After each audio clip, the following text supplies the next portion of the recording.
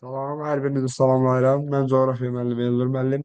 Bu gün də qəbula az qalmış bir zaman ərzində sizinlə ötən illərdə qəbul proqramlarında yer almış bir sualın izahına baxacağıq. Sualda bizə bildirilir ki, ölkə əhalisinin sayı 100 milyon nəfərdir. Bir ildə ölkədə doğulanların sayı 2,8 milyon nəfər, ölənlərin sayı isə 1,6 milyon nəfərdir. Hər 1000 nəfərə düşən təbii artımı hesablayın.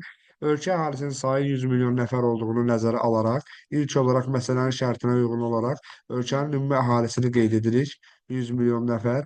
Daha sonra bir ildə olan təbii artımı, ümumi təbii artımı 100 milyonun qarşısından qeyd etməliyik ki, məsələni tam doğru şəkildə həll edək. Bildiyimiz kimi təbii artımda doğum və ölümün arasında olan fərq olduğu üçün 2,8 milyondan 1,6 milyona çıxıb, 1,2 milyon göstəricisini burada qeyd etməliyik.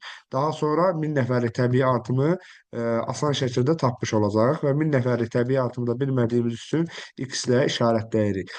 Tənasibi həll etdikdən sonra bilmiş oluruq ki, biz x-imiz 12 nəfərə bərabərdir. Beləliklə, sualımızın doğru cavabı A variantı 12 nəfər hesab edilir.